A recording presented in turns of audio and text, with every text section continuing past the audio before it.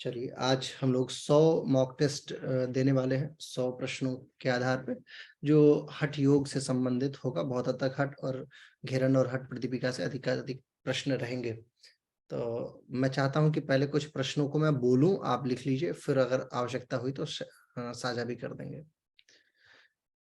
प्रश्न संख्या 1 है, मैं सारे प्रश्न बोलते जाऊंगा, आप लिखते जाइए, ठीक है।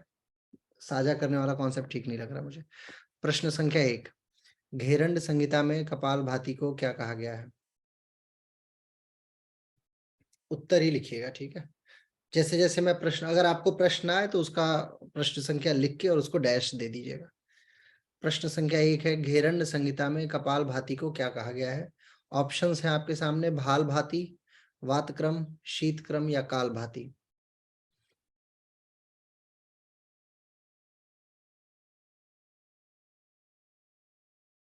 प्रश्न संख्या 2, कौन सा आसन भोजन के तुरंत बाद किया जा सकता है? वज्रासन, कूर्मासन, अर्धमत्स्येंद्रासन, हलासन।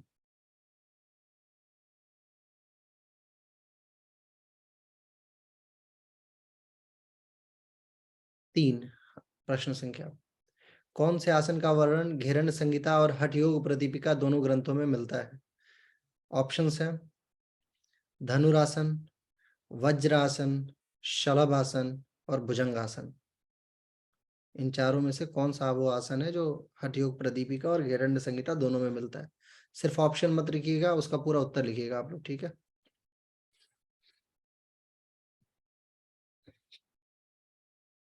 प्रश्न संख्या 4, निम्न में से कौन से दो प्राणायाम का वर्णन घेरंड संहिता में किया गया है और हठ योग प्रदीपिका में नहीं किया गया है? ठीक है, माने घेरंड संहिता में तो है परंतु हठ योग प्रदीपिका में नहीं है।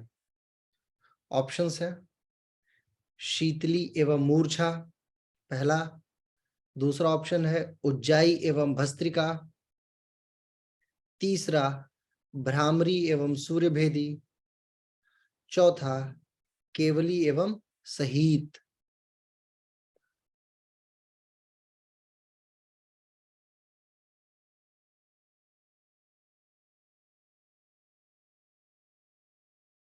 केवली एवं सहित।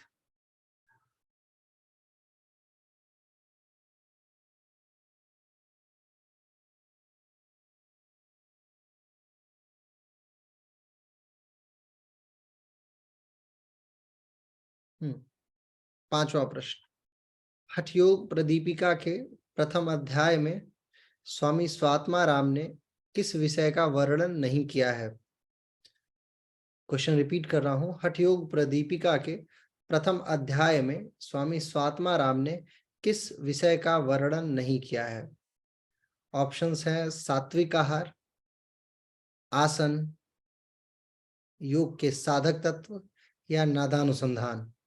मैं क्वेश्चन शेयर कर दे रहा हूं क्योंकि यूट्यूब पे जो लोग देखेंगे ना उनको आसानी हो जाएगी, है ना। चलिए, आपकी स्क्रीन पे प्रश्न भी रहा, देखते रहिए।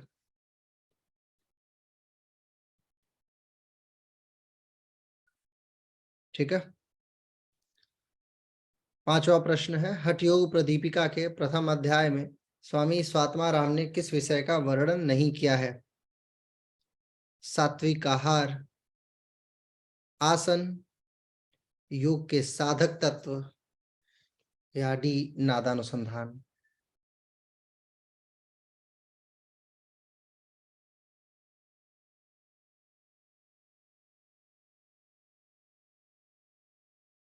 प्रश्न संख्या 6, किसके अनुसार प्राणायाम पूरक और रेचक की समाप्ति है?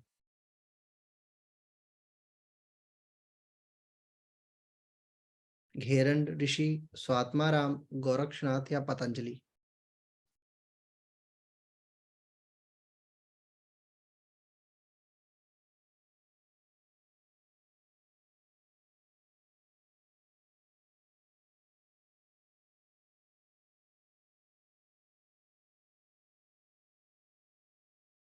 सातवां, सूर्य नमस्कार की पांचवी स्थिति यानी जो पर्वतासन है उसके अभ्यास के दौरान किस मंत्र का उच्चारण किया जाता है?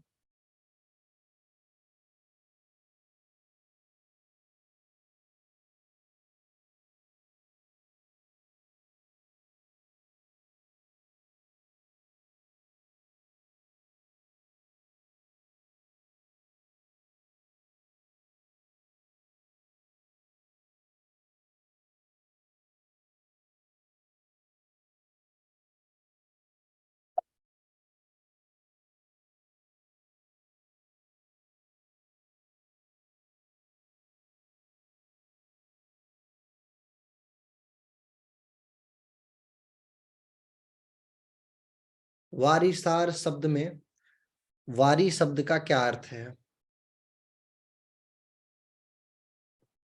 वारिसार शब्द में वारी जो शब्द है उसका अर्थ क्या है?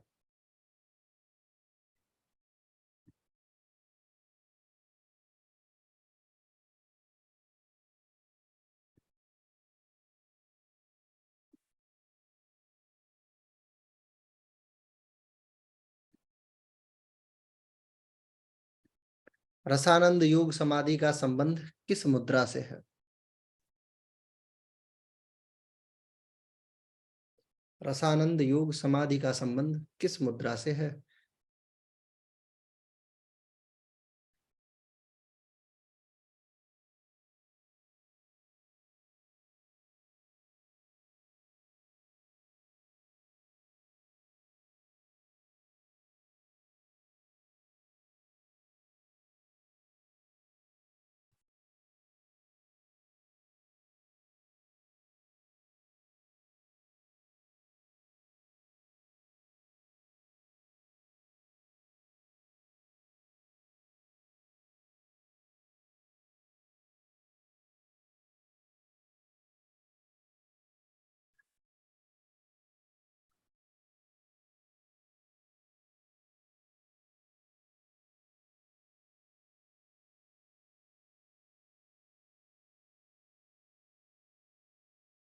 अगला है, हठयोग प्रदीपिका में कितने प्रकार के कुंभक का वर्णन मिलता है?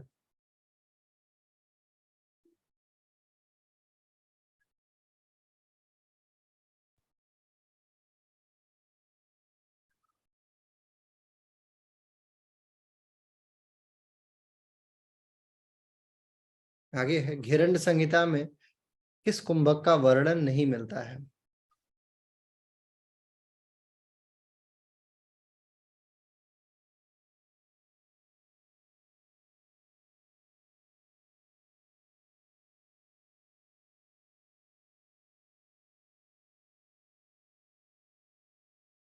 आगे है, निम्न में से वातसार शब्द में सार शब्द का क्या अर्थ है?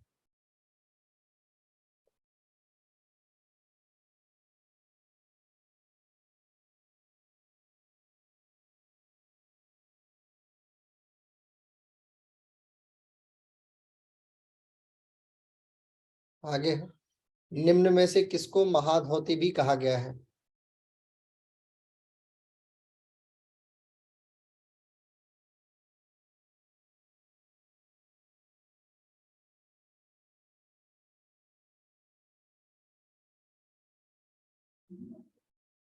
आगे है, हठ योग प्रदीपिका में कुल कितने सूत्र हैं?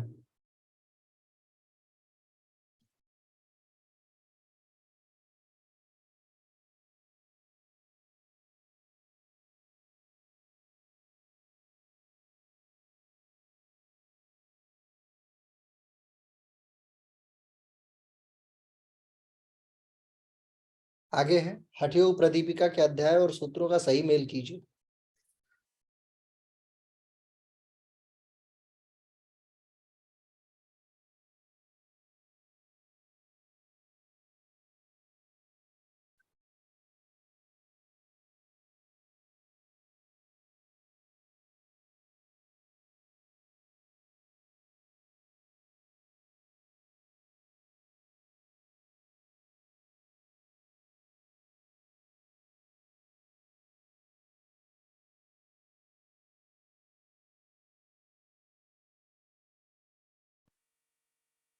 आगे है, मिला लिया इसमें।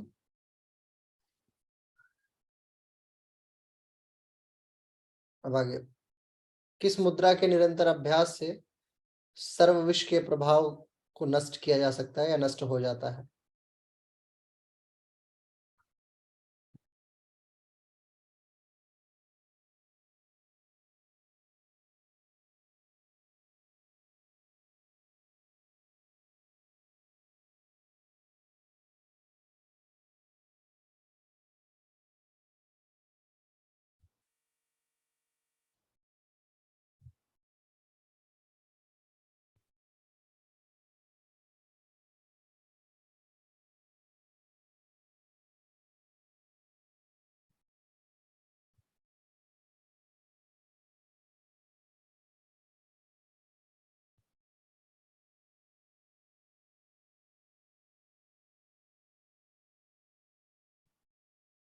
आगे है, निम्न में से कौन सा आसन पेट की कृमि को नष्ट कर देता है?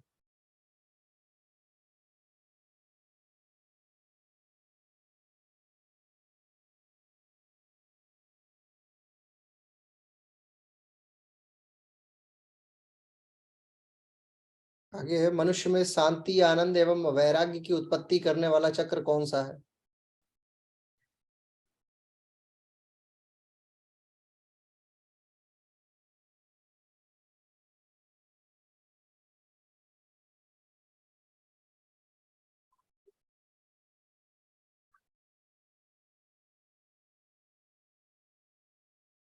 तड़ागी जो कि मुद्रा भी होती है, उसका क्या अर्थ होता है?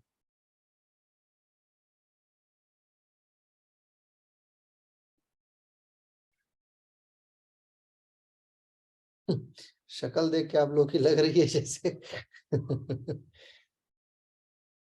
बिल्कुल परेशान है।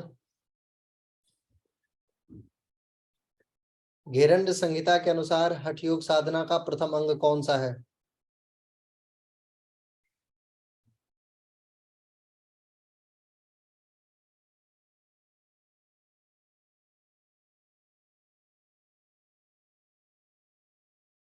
हठ प्रदीपिका में कितने आसनों को महत्वपूर्ण माना गया है?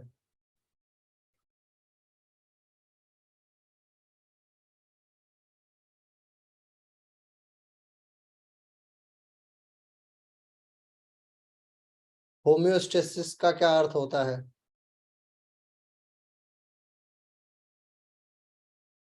शरीर में क्या चीज इक्वल किए रखना होता है? होम्योस्टेसिस।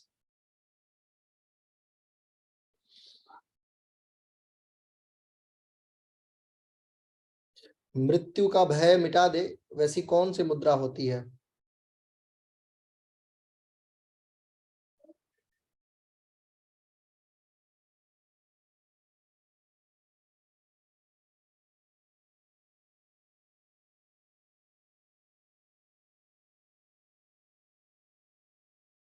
मूर्छा प्राणायाम निम्न में से किस आसन की स्थिति में किया जा सकता है?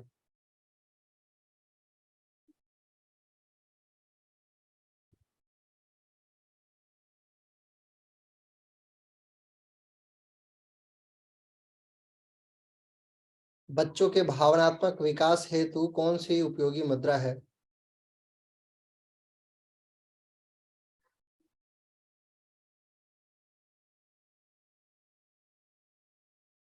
चलिए अगले प्रश्नों की तरफ चलते हैं। नादानुसंधान की अवस्थाओं का उचित क्रम है?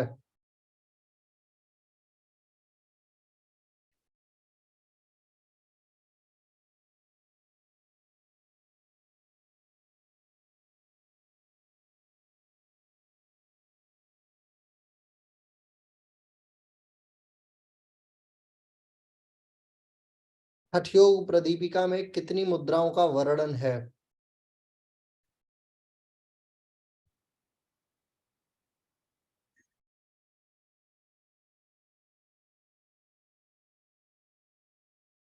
प्रत्याहार की पहली अवस्था में किस प्रविधि का प्रयोग किया जाता है?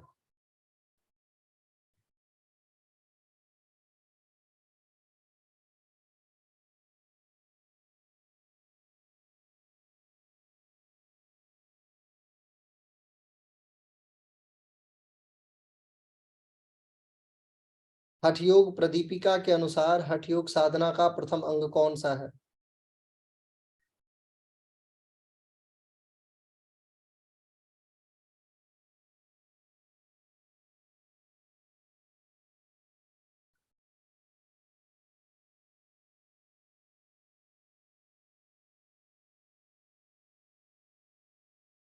वहनीसार शब्द का अर्थ क्या होता है?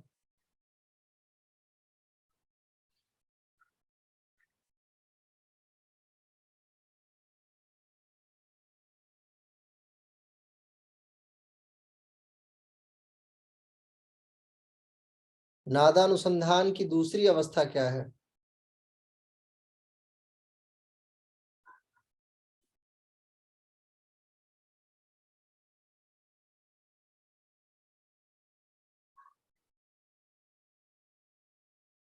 हल आसन का पूरक आसन कौन सा है?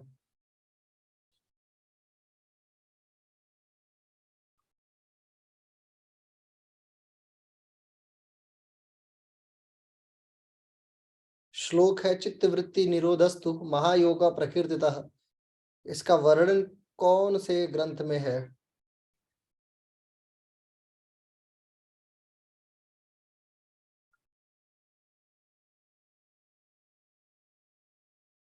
कौन सी एक नादानुसंधान की अवस्था ही नहीं है? आरंभ, घट, परिचय या निरुद्धावस्था?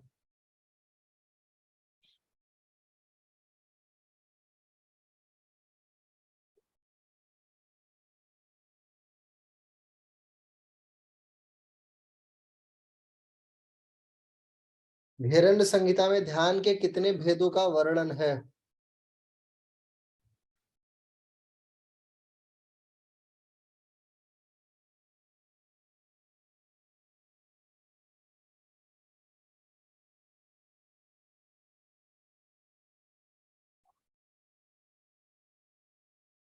निम्न में से किस आसन का प्रयोग शंख प्रक्षालन के दौरान नहीं किया जाता है?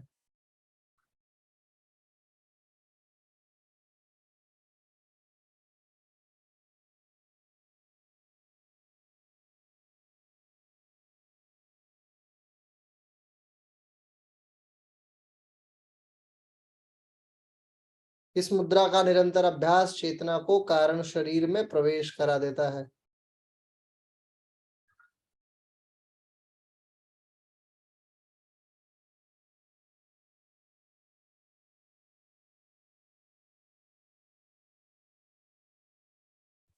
कुष्ठ रोग के निदान के लिए उपयोगी है कौन सी क्रिया? गजकर्णी, कुंजल, वमन या धौती?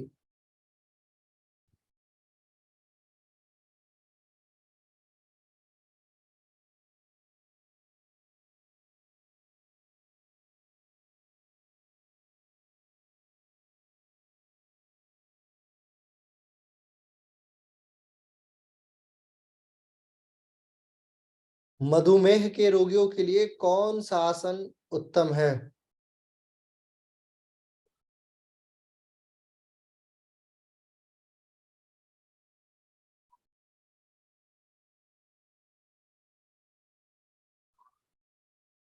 पतंजलि योग सूत्र में कितने आसनों का वर्णन मिलता है?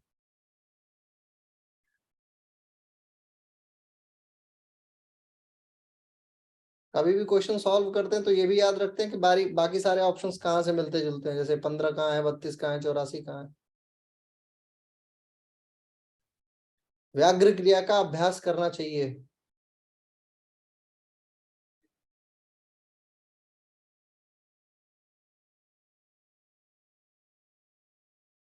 व्याघ्र क्रिया का अभ्यास भोजन करने के कितने समय बाद किया जा सकता है?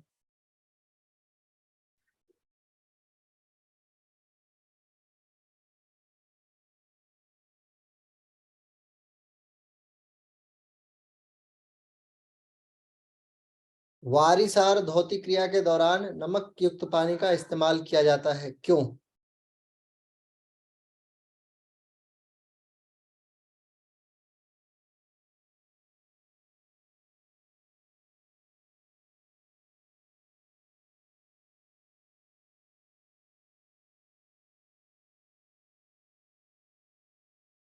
हठ प्रदीपिका के अनुसार वस्त्र धोती की लंबाई लगभग कितनी होनी चाहिए?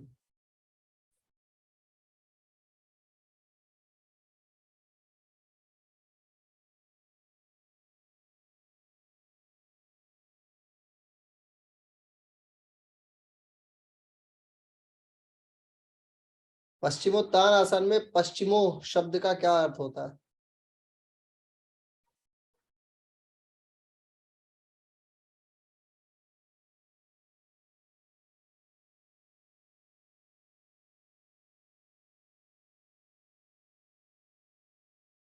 उत्तान मंडूक आसन के अभ्यास के दौरान साधक का ध्यान किस चक्र पर होना चाहिए?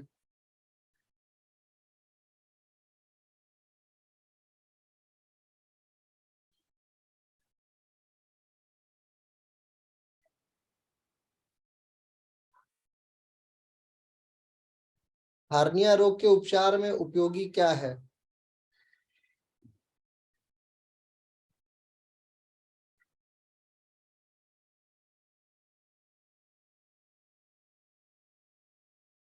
उज्जाई प्राणायाम उपयोगी क्यों है?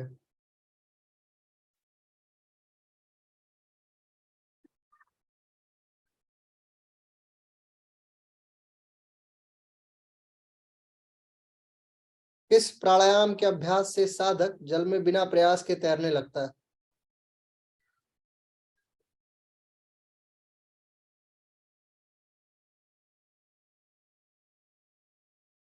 50वां प्रश्न। स्वामी स्वात्माराम के अनुसार योग के साधक एवं बाधक तत्वों की संख्या कितनी है?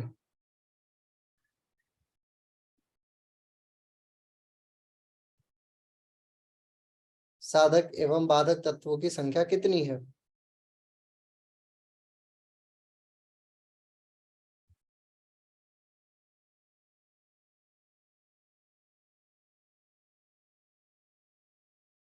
चलिए, ये रहा 50 प्रश्नों का क्रम। अब थोड़ा सा सांस लीजिए आप लोग, ताकि आपको लगे कि आप घर पे परीक्षा दे रहे हैं, वास्तविक नेट की परीक्षा नहीं दे रहे हैं, है ना। थोड़ा अनम्यूट होइए। जैसी शक्ल बनी हुई है ना आप लोगों की, देख के लग रहा है कि जानते सब कुछ है, लेकिन उड़ गया करीब से। हमेशा याद रखिए, जब भी पेपर हो तो बड़ा कूल माइंड होना जरूरी है। योग में इसके पार कुछ नहीं है। आज जो मैं 100 प्रश्न आपको दे रहा हूं ना, ऐसे मेरे पास 150 और प्रश्न हैं, इसी में से आना है। ये यूनिट 4 और 5 का पूरा क्रक्स है आपके सामने, जो हठ योग प्रदीपिका घेरन संहिता, इसी में से आएगा। इसके पार कुछ भी नहीं, ये जान लो। और ये अगर आ गया ना, तो फिर क्या बचा ही क्या फिर? उपनिषद है, बचा ही क्या फिर? अगर ये आ गया तो फिर क्या है? आप अनम्यूट कर सकते हैं, अपनी भावनाएं थोड़ी सी बताइए, ताकि बाकी लोग जो है थोड़ा मोटिवेट हो, फिर आगे के 50 प्रश्न को सॉल्व किया जाएगा। तो आप पानी वानी पीजिए। सर आधा तो दिमाग में आता हुआ भी, मतलब हौच पौच हो रहा है बहुत ज्यादा। हौज पौच, यही सब जानती हैं। अधिकतर लोगों के फेल होने का सबसे बड़ा कारण ये हौज पौच है। आता सबको सब कुछ है। ये जेआरएफ वाले, मैं ऐसे बहुत सारे लोगों को जानता हूं, प्रसिद्ध लोगों को जानता हूं, जो जेआरएफ के प्रयास के लिए 5-5 बार नेट का परीक्षा दे चुके हैं, लेकिन जेआरएफ नहीं छू पाते। जानती हैं क्यों? हौज पौच, ये परेशान कर जाता है। अंतिम समय में 2-4 नंबर का चक्कर पड़ता है, और जो आदमी परेशान होकर छोड़ देता है कि अरे यार छोड़ो। समझिए आप, तो बड़ा रिलैक्स होना, माइंड को ना इस प्रेशर, इसी मैंने देखिए, मैंने क्यों एक एक यूनिट के बाद मॉक टेस्ट रखा हुआ है। हम लोग चौथा पांचवा मॉक टेस्ट दे रहे हैं। क्यों दे रहे हैं? इसलिए ही दे रहे हैं, ताकि एक तो दिमाग हम ना बिल्कुल प्रिपेयर हो जाए। एक किसी प्रसिद्ध खिलाड़ी ने कहा है कि play like you are practising and practise like you are playing. अभ्यास ऐसा करो जैसे खेल रहे हो, है ना, फाइनल खेल रहे हो। और फाइनल ऐसे खेलो जैसे यार अभ्यास ही कर रहे हो, मतलब इजीली गए, और सारी चीजों को बहुत प्रेशर लेके नहीं, इजी वे में आप हैंडल कर रहे हैं चीजों को। समझे? तो ये कंडीशनिंग होती है। जब तक आप अपनी कंडीशनिंग के प्रति सचेत नहीं होंगे, तब तक तो फिर बात बनेगी नहीं आपकी। जैसे सर एक पोषण क्वेश्चन था कि सार तत्व का क्या है, तो उसमें पता है कि सार का क्या मतलब है, लेकिन वो दिमाग में जो है ना, जब ऑप्शन पढ़ा तो दिमाग घूम रहा था। जबकि पता था कि उसका मीनिंग क्या है, तत्व है, लेकिन फिर भी उसके बाद भी दिमाग घूम रहा था। अच्छा, मैं आपको बताता हूँ मेरे दिमाग की, मैं अपनी अपनी अपनी कंडीशनिंग बता रहा हूँ। जब मेरे सामने प्रश्न आया कि भोजन करने के बाद कौन सा आसन करना चाहिए, तो मेरे सामने उत्तर क्लियर था, वज्रासन। लेकिन मैं आपको बताऊं कि मेरे दिमाग में सिर्फ वज्रासन ही नहीं कौंध रहा था। वज्रासन शब्द किन किन ग्रंथों में आया है वो सब एक बार घूम गया मेरे दिमाग से, कि ये कहाँ कहाँ आता है। वज्रासन की सबसे बेहतरीन व्याख्या की है योग कुंडल्य उपनिषद ने। अब तुरंत घूम गया मेरे दिमाग के सामने से कि ये वही वाला है जो शक्ति चालिनी, जिसको सरस्वती मुद्रा कहते हैं, उसके उत्थापन हेतु पद्मासन और वज्रासन की श्रेणी बताई गई है। ये वही वाला आसन है पद्मासन, जिसको क्या कहते हैं, हठ योग प्रदीपिका और अन्य हठ की किताबों में बताया गया। मतलब वो एक बार में, समझ रहे हैं क्या है, मतलब एक बार शब्द आया ना, तो एक वज्रासन से कम 20 बातें कौंध जानी चाहिए आपके दिमाग में कि ये वो है। अब योग कुंडल्य उपनिषद आया तो उसका सारा जितने उसके हैं 151 सारे के सारे खंड याद आ गए कि उन खंडों में क्या है, शक्ति चालिनी मुद्रा क्या है, कैसे सरस्वती मुद्रा है। वज्रासन प्रश्न एक है लेकिन उससे घूम गया सारा। तो कहने का मतलब ये है कि आपको भूलने की बजाय उसी से याद करना सीखिए, समझे। जैसे वो भूल रहा है ना, अपनी कमजोरी को अपनी ताकत बनाइए। ये आपकी कमजोरी है कि आप देख के हौच पौच हो जा रहे, अरे ये सारे ऑप्शंस में जानता हूँ, क्या हो गया क्या हो गया, कहाँ भाग गए। ऐसा हो कि उन सारे ऑप्शंस से आपकी मित्रता हो, उनको देखें तो लगे कि अरे यार ये देखो इसको, इनको तो मैं तुम्हारी तो पूरी हिस्ट्री जानता हूँ बे, वज्रासन ही तो हो तुम, तुम्हारे बारे में। जैसे देखा आपने वो सूर्या भाई से बात करता है, डॉन नंबर 1 एक फिल्म आई है, एक फिल्म है साउथ इंडिया की, उससे बोलता है, ए सूर्या तू बहुत उड़ रहा है। बोलता है, मैं तेरा इतिहास जानता हूँ। बोले, मैं भी तेरा इतिहास जानता हूँ, है ना। तू पहले क्या क्या करता था, गोली बेचता था, क्या करता था। उसके बाद तो बोलता था, अच्छा मैं भी तेरे बारे में जानता हूँ, तू भी ऐसे करता था। तो ऐसे वज्रासन से बात कीजिए, पद्मासन से बात कीजिए कि पद्मासन मैं जानता हूँ तेरे बारे में, तेरे को उसने भी बताया, इसने भी बताया, मैं तेरे बारे में सब जानता हूँ। ऐसा कोई जरूरी नहीं है, क्यों परेशान कर रहा है मुझे। फिर इजिली, फिर देखिए वो कैसे मित्रता होगी, है ना। चले फिर आगे बढ़े, 50 प्रश्नों की तरफ और बढ़े। चलिए, रेडी है। कितना प्रश्न कितना आएगा ईमानदारी से बताओ, 20 नंबर पार कर गए कि नहीं, ईमानदारी से बताओ, मतलब 20 नंबर आ जाएगा कि नहीं। सर 20 40 आ जाएंगे सर, ऊपर आ 45 सर, एक दो ही मिस्टेक हुआ है सर, बाकी सब क्लियर है। अच्छा, और वो भी अब फास्ट के 40 पार चक्कर है। में सर। अच्छा ये बताओ, सर 40 पार वाले हैंड रेज करो, 40 पार वाले हैंड रेज करो, कौन कौन है 40 पार। थोड़ी सी स्क्रीन पूरी शेयर कीजिए सर, स्क्रीन पूरी नहीं दिख रही थी मुझको, विजुअल नहीं हो रही थी। तो मैं बोल भी तो रहा हूँ, वो कान में सुनिए। 40 पार वाले लोग कौन कौन है। अच्छा, काजल जी हैं, विवेक हैं, कालिंदी जी हैं, है ना, स्मिता जी हैं। मेरे मतलब 4 लोग हैं जो 40 पार का कॉन्फिडेंस रखते हैं। अच्छा सर चलो, हम लेट ज्वाइन हो गए सर, सिर्फ लास्ट वाले 6 प्रश्न लिखे हमने। ये आपकी गलती है, अब आप YouTube पे देखिएगा। हम लोग अरे तो अपने बाप समय से चल रहे रे, हैं। भी नहीं अच्छा, डालती सर जल्दी आप। हाँ, कितने लोग हैं जो इसको मानते हैं कि 35 से 40 में उनका नंबर आ जाएगा, 35 to 40। चलिए, माता जी हैं एक, मंगला जी, उसके बाद वंशिका है, हिना जी हैं, विकास जी हैं। 35। कितने लोग हैं जो 20 से कम वाले हैं, ईमानदारी से, 20 से कम वाले। सत्यवती साहू को 20 से कम आ रहा है, चंदन चौधरी का 20 से कम है। अच्छा, और कितने लोग हैं जो 10 से कम में होंगे, मतलब जिनको लग रहा है कि 10 से कम नंबर आ रहा है। सर मैंने 6 निकाले, 6 के 6 बराबर है। हाँ, तो आपका 100% रिजल्ट है ना। नहीं नहीं, इतना कैसे होगा, बाकी मिले नहीं सवाल। चलिए, आइए शुरू करते हैं, अगले 50 प्रश्नों की तरफ फिर बढ़ा जाएगा और देखते हैं कि कहां तक बात पहुंचती है, ठीक है। चलिए, 51वां प्रश्न, निम्न में से कौन सी अवस्था प्रत्याहार की नहीं है। निम्न में से कौन सी अवस्था प्रत्याहार की है ही नहीं। इंद्रिय अवलोकन, आत्म विश्लेषण, मानस अवलोकन या मानस प्रस्तुति। अब बैकग्राउंड में मैं सोच रहा हूँ म्यूजिक भी बजा दूं ताकि ये केबीसी की तरह लगे। है ना।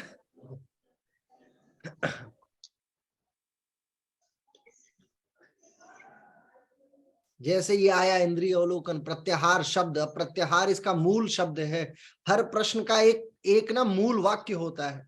किसी भी क्वेश्चन को सॉल्व करने के लिए जो मूल वाक्य होता है उसको हमेशा मार्कआउट करके अंडरलाइन कर लेनी चाहिए, ये यूपीएससी का नियम है। अब इसमें से प्रत्याहार जो है वो मूल शब्द है, तो प्रत्याहार का पूरा कुंडली आपके सामने होना चाहिए कि ये शब्द आया कहां से, कब, क्यों, कैसे, किस लिए।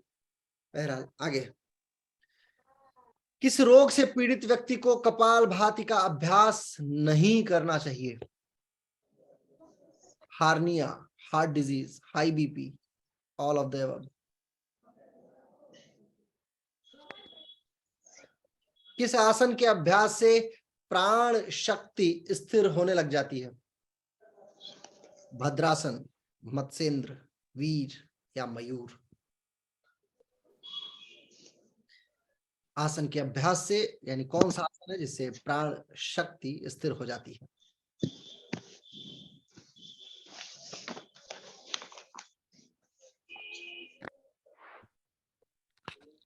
मुझे एक बार फिर से आप लोगों को ये शेयर हटाना पड़ेगा ताकि मैं सबको म्यूट कर दूं। एक सेकंड मुझे दीजिए, क्योंकि आप लोग अपनी आदतों से तो परेशान हैं, है ना, या गलतियों से कह लीजिए, गलती से म्यूट हो जाता है या अनम्यूट हो जाता हो। 2 मिनट दीजिए मुझे वापस। फिर से म्यूट कर लीजिए सभी लोग, अब अनम्यूट नहीं होंगे इसके बाद आप लोग। हाँ, हठ योग प्रदीपिका के किस अध्याय में मुद्राओं के भेदों एवं उपयोगिता का वर्णन किया गया है? मुद्राओं के भेदों एवं उपयोगिता का वर्णन किया गया है।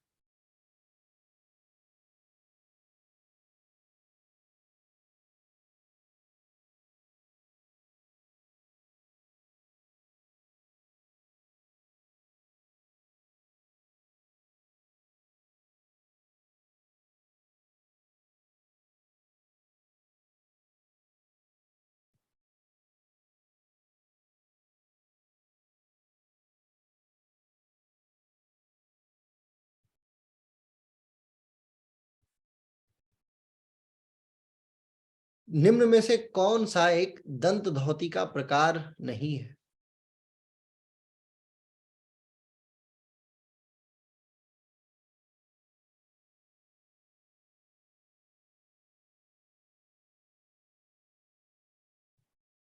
वारिसार क्रिया के अभ्यास के लिए उचित समय माना जाता है?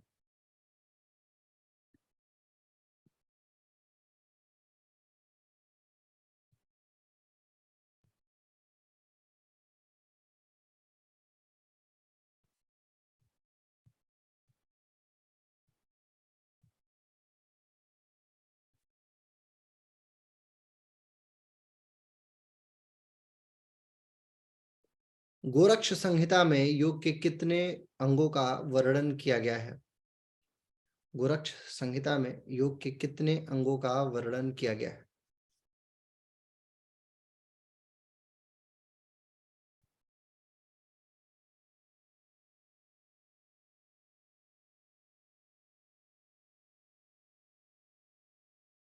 आगे लिखिए।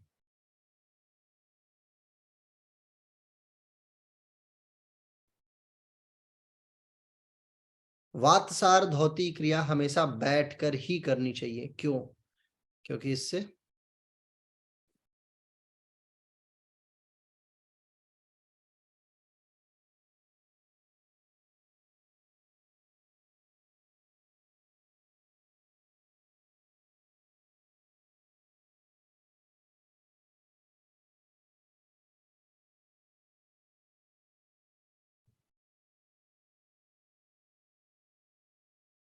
किस आसन को महिलाएं गर्भावस्था के 6 महीने तक कर सकती हैं?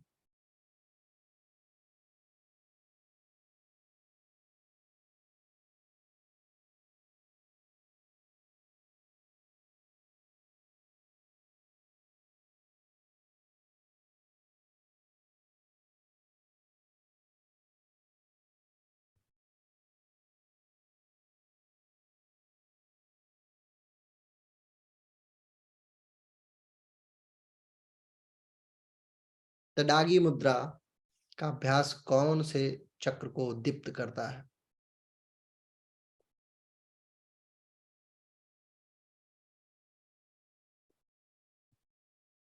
उज्जाई प्राणायाम के अभ्यास से निम्न में से किस प्रकार के दोष नष्ट हो जाते हैं?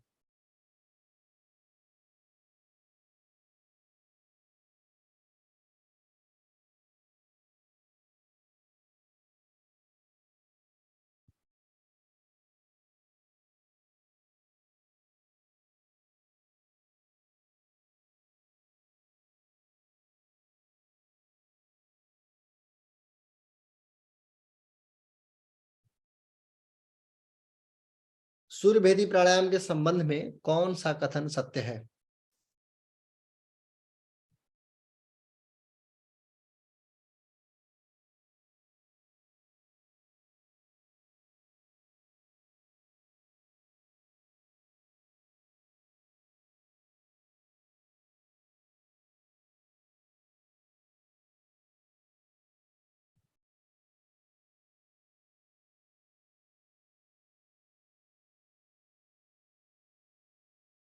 पाशनी मुद्रा का अभ्यास कौन से चक्र को उद्दीप्त करता है?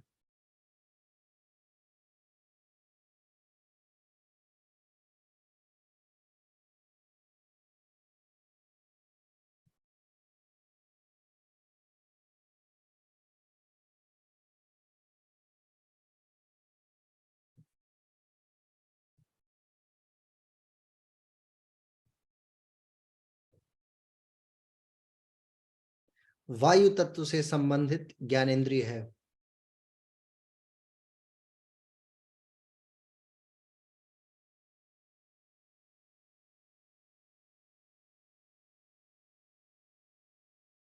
सिद्ध सिद्धांत पद्धति में योग के कितने अंग बताए गए हैं?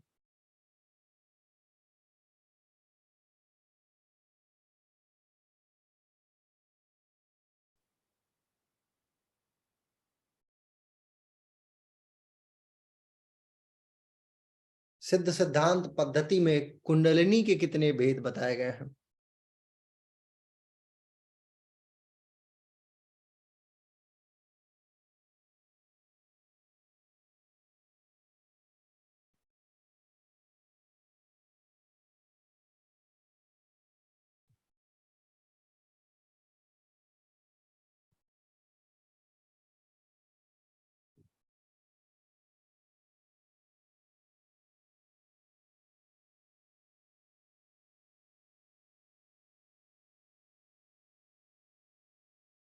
जालंधर बंद का अभ्यास निम्न में से कौन से चक्र को उद्दीप्त करता है?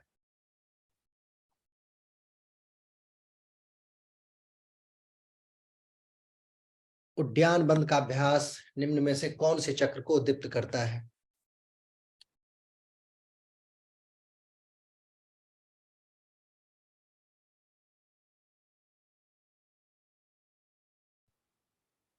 किस मुद्रा का अन्य नाम पृथ्वी शामक मुद्रा भी है?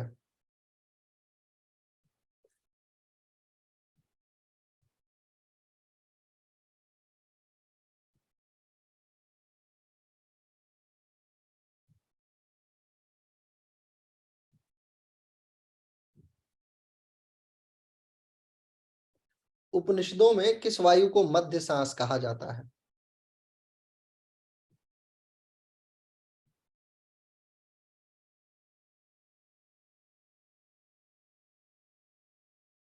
नाक कान और गले के विकारों को दूर करने के लिए कौन सा आसन उपयोगी है?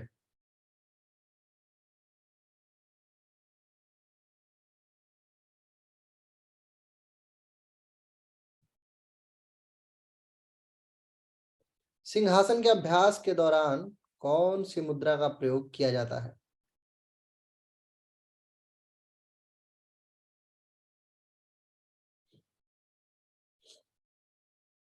घिरंड संहिता का चौथा अध्याय क्या है?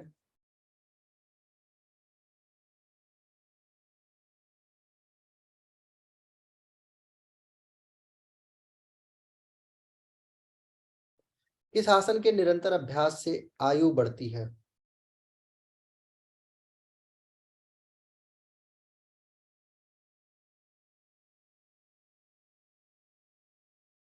कौन सा आसन रक्त शोधक है?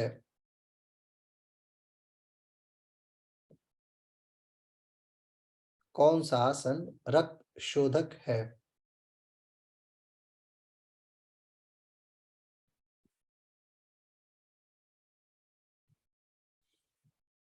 कफ रोगों के निदान के लिए कौन सी क्रिया लाभदायक है?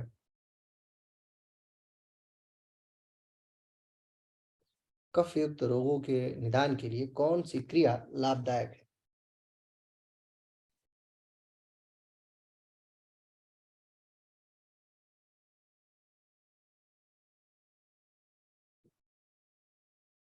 प्रत्याहार का अभ्यास मनुष्य को क्या करता है? अंतर्मुखी से बहिर्मुखी या उभयमुखी?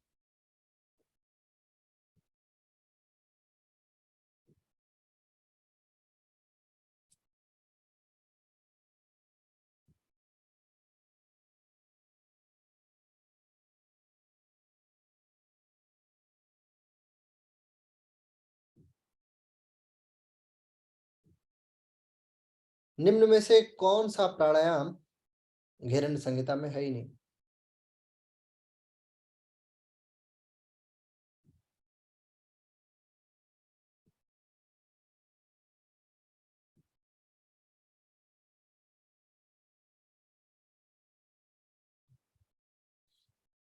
निम्न में से किस प्राणायाम का वर्णन हठयोग प्रदीपिका में नहीं है?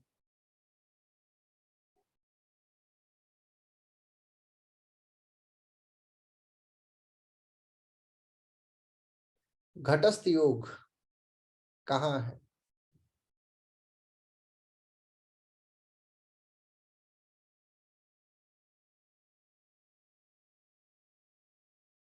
मूल बंध के अभ्यास से कौन कौन सी वायु एक होने लगती है?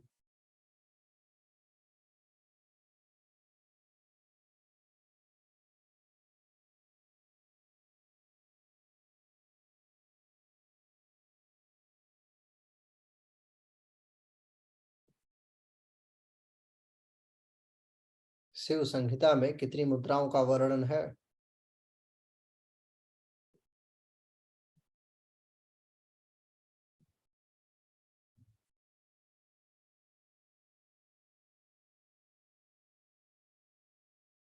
मुद्राओं का अभ्यास मनुष्य को कहाँ ले जाता है?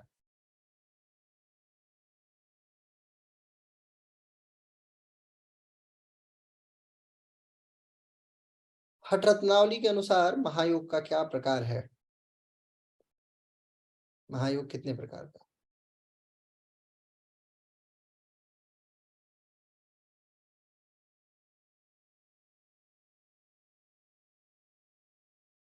योगाभ्यास शुरू करने के लिए कौन सी ऋतु सर्वाधिक उत्तम मानी जाती है?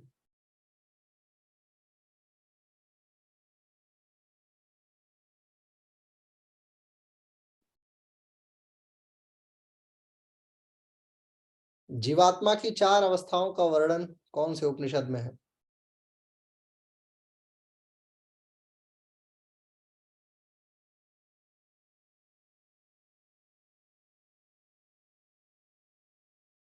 नादानुसंधान की कौन सी अवस्था सर्वोच्च अवस्था कहलाती है?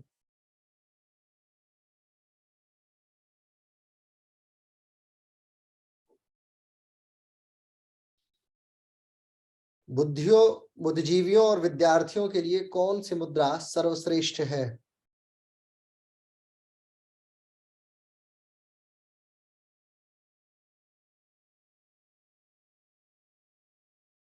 कौन सी मुद्रा शरीर में रक्त संचार को प्रभावी बनाती है?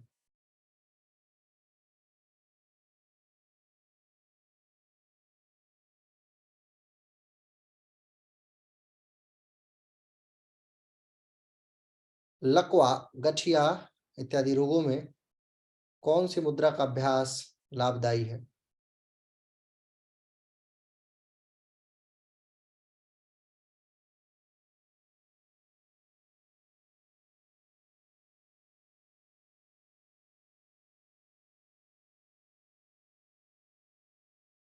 कनिष्ठा और अनामिका दोनों को मोड़कर अंगूठे से मिलाने पर जो मुद्रा बनती है वो कौन है?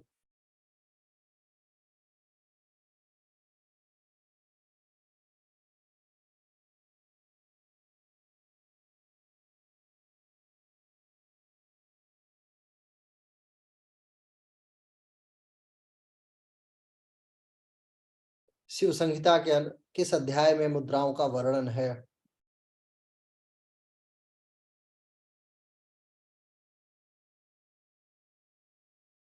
अब इसी में सारे प्रश्न याद आने चाहिए कि शिव संहिता लिखा किसी ने है कि नहीं लिखा है, कितने अध्याय हैं, कितने श्लोक हैं, किन अध्यायों में क्या क्या है, सब याद आ जाना चाहिए अगर पढ़ा हो तो। नहीं पढ़ा है तो कोई बात नहीं।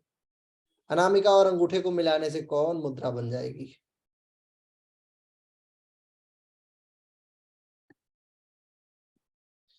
तर्जनी उंगली को अंगूठे की जड़ में लगाकर उसे अंगूठे से दबाने पर कौन सी मुद्रा बनती है?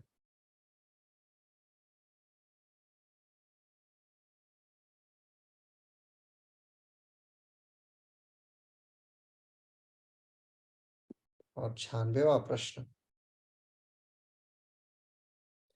त्वचा एवं रक्त विकारों के उपचार में कौन सी मुद्रा लाभकारी है?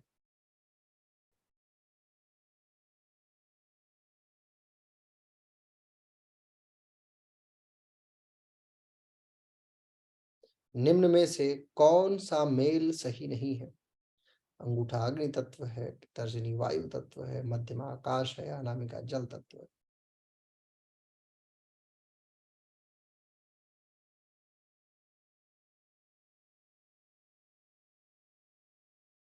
निम्न में से कौन सा मेल सही नहीं है? वायु हाथ है, जल जनेंद्रियां है, पृथ्वी पैर है, आकाश गला। खेचरी मुद्रा मोस्ट फेमस, इसमें ख शब्द का क्या अर्थ होता है?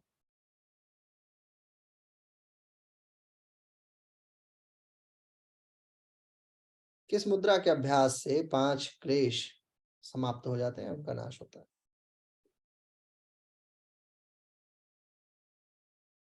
किस मुद्रा के अभ्यास से 5 क्लेश का नाश हो जाता है?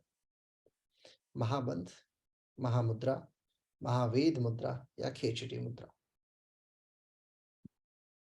और इस प्रकार से आपके समस्त प्रश्नों की श्रृंखला यानी 100 प्रश्नों की श्रृंखला समाप्त होती है। अब मुझे अपेक्षा है कि आप लोगों ने इन प्रश्नों का उत्तर बखूबी लिखा भी होगा, डिस्क्राइब भी किया होगा, और जितना लिख लिया डिस्क्राइब कर लिया उसकी फोटो खींच के ईमानदारी से ग्रुप में डाल दीजिएगा। कोई उसको अब अपग्रेड नहीं करेगा। मुझे पता है। अब आप अनम्यूट कर सकते हैं वैसे स्वयं को। अब आपको 3 बातें मैं बताता हूँ। पहली बात तो ये है कि कुछ लोग ऐसे हैं जो क्लेम करेंगे कि 90 पार पा सकते हैं। 90 पार वाले लोग हाथ उठाएं। ऐसा लग रहा है उन्हें, लेकिन मैं आश्वस्त हूं कि 90 पार नहीं जाएगा। मतलब आपकी मेरिट जाएगी, जानते हैं कहाँ पे? आपकी मेरिट जाएगी यानी सबसे हाईएस्ट मार्किंग जो लेके आएगा वो 80 पहुंच जाए तो बहुत बेस्ट मानिए उसे। 80 पार आप नहीं जाएंगे, ठीक है? क्योंकि क्वेश्चन का लेवल बहुत ज्यादा नहीं हार्ड था, जितना था तो उस हिसाब से 80 जा सकते हैं। लेकिन अगर मानिए 25 लोग पेपर दे रहे हैं तो 25 में 80 आता है, तब तो आपकी स्थिति, अगर आप 40 से नीचे हैं तो बड़ी बुरी स्थिति है आपकी, है ना? और यदि 40 से ऊपर है, 50 पार कर जाते हैं तो थोड़ा बहुत काम चलाया जा सकता है, क्योंकि मैंने अभी हठ योग तो पढ़ाया ही नहीं है। अगर आप बिना पढ़ाए इतना लेके आ रहे हैं तो जब मैं पढ़ा दूंगा तो फिर, क्योंकि ये सारा का सारा कोर्स कंटेंट है, इस सब का सब मैं पढ़ाऊंगा आपको। क्या है हठ प्रदीपिका, घेरंड संहिता, कैसे कैसे किसमें क्या, किसका क्या मतलब, और ये सब आपको याद हो जाएगा।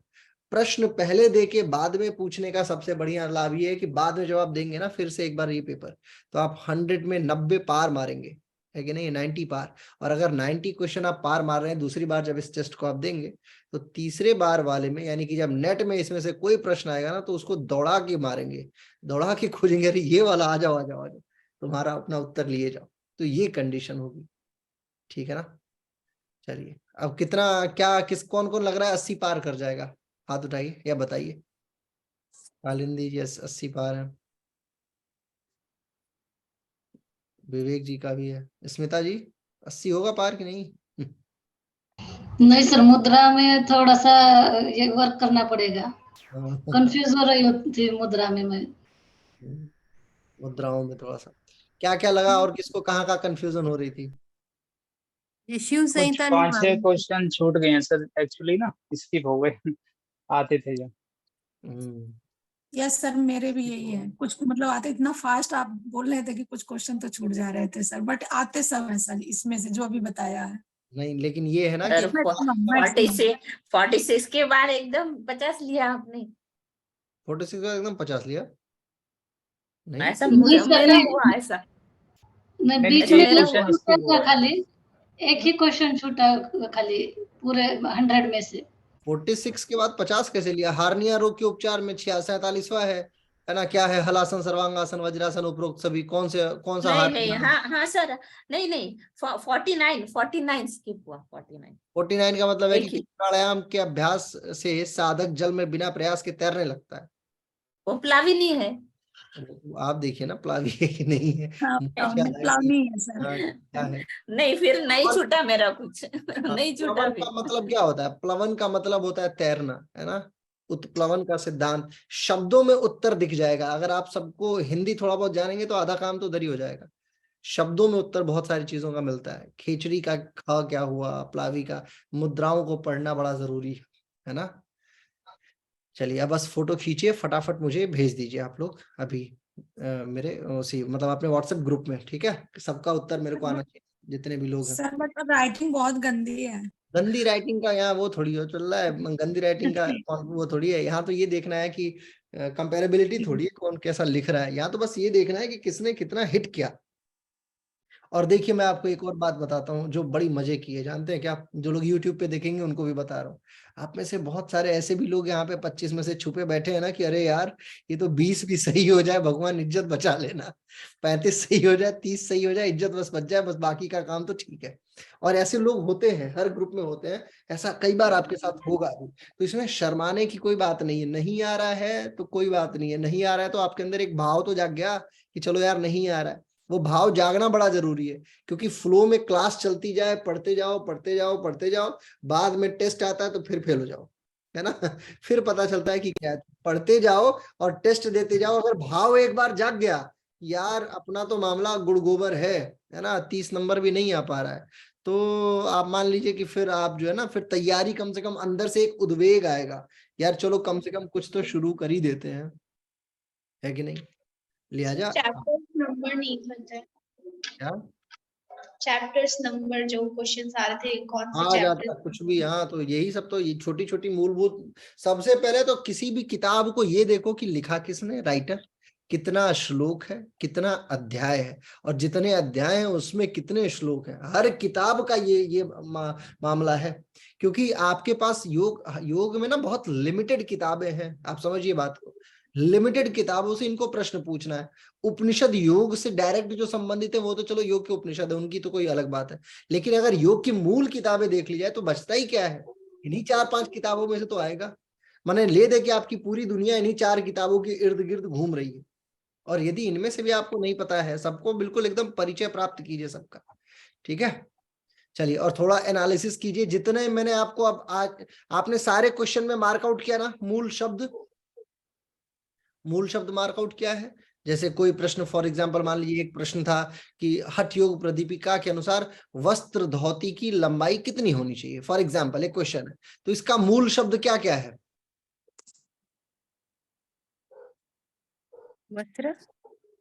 हाँ वस्त्र धोती, इसका मूल शब्द है वस्त्र धोती। तो आपको हेडिंग बना लेनी है वस्त्र धोती, और वस्त्र धोती का जितना इनपुट हो सकता है वस्त्र धोती हेडिंग बनाइए। मतलब अभी आपका ये कार्य है, आज का होमवर्क कह सकते हैं आप, कि आप वस्त्र, या आज या कल 2-3 दिनों में करके देख लीजिएगा कि वस्त्र धोती हेडिंग बना लीजिए। घेरंड संहिता में बताया तो कितना बताया, हठ योग में बताया तो कितना बताया, अन्य किसी किताब में बताया तो कितना बताया, ठीक है ना? वो पूरा मार्कआउट कर लीजिए। उससे संबंधित, वस्त्र धोती से संबंधित कम से कम 10-12 प्रश्न आपके तैयार हो जाने चाहिए।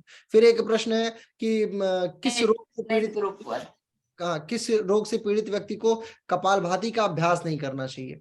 अब इसका मूल वाक्य हो गया रोग और कपालभाति।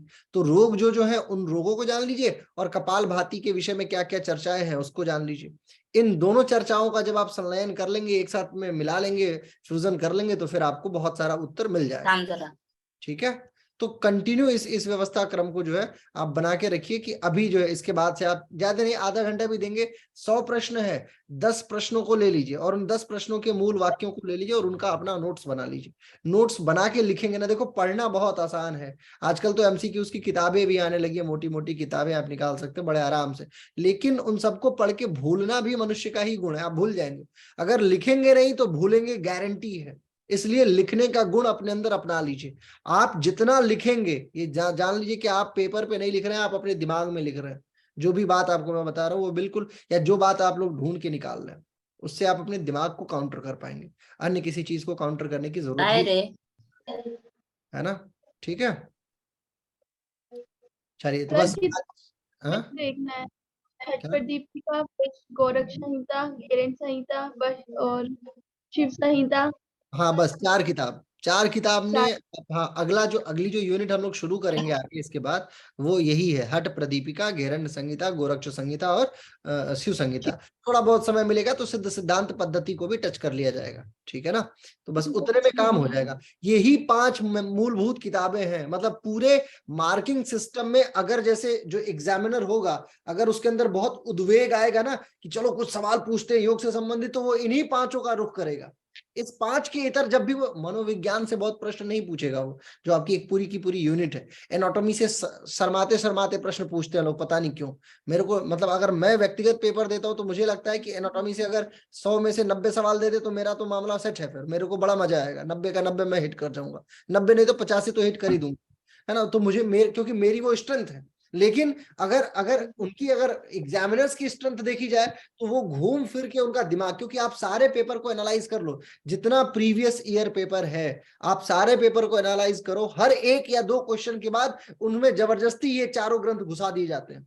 हर 1 या 2 प्रश्न आएगा ना, कहीं से मान लीजिए उपनिषद से एक दे दिया, एक मनोविज्ञान से दे दिया, एक आसन से दे दिया, तो तीसरा गारंटी है कि वो इन्हीं चारों से रहेगा, क्योंकि उनका योग का पेपर सिद्ध करना है ना इसको। ऐसा तो है नहीं कि उनको ये सिद्ध करना है कि आयुर्वेद का पेपर है या ये संस्कृत का पेपर है, क्योंकि संस्कृत में भी उपनिषद है सारे।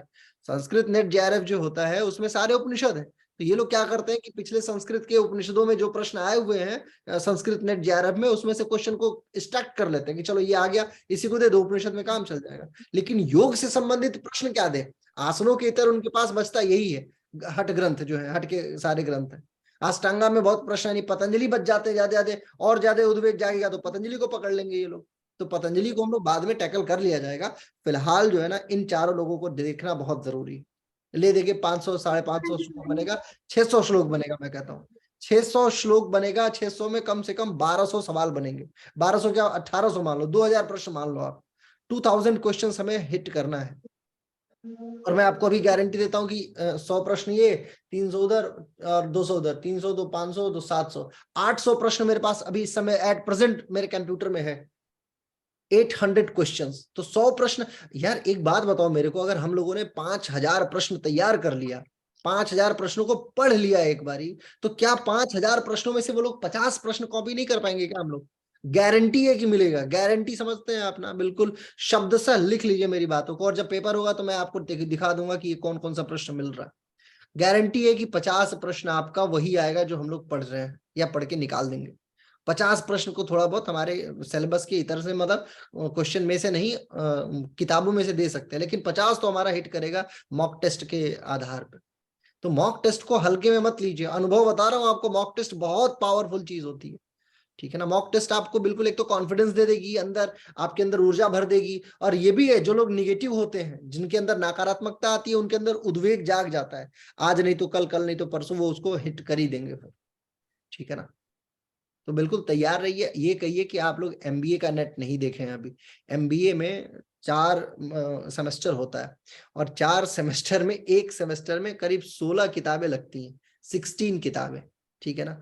50 से 60 किताबें एमबीए में आप कंप्लीट करते हैं, और इतनी थियरीज हैं वैज्ञानिकों की, जितने ये विदेशी है ना। अभी तो बहुत अच्छी बात है कि योग में सारे के सारे नाम संस्कृत वाले हैं, घेरन ऋषि है, स्वात्मा राम, इस तरीके के। अभी ये कहो कि जोसेफ मेस्लो और क्या कहते हैं रॉबर्ट पियरेस की थियरी नहीं आ रही है, नहीं तो इन नामों में तो आप ऐसा चक्कर में जाते ना, पॉलिटिकल साइंस वालों से पूछना वो क्या कि ग्राफिन की थियरी बताओ, एचजी वेल्स की थियरी बताओ, अब थियरी याद करते रहो इन वैज्ञानिकों, क्योंकि उन वैज्ञानिकों के नाम से आप सामंजस्य नहीं बना पाएंगे।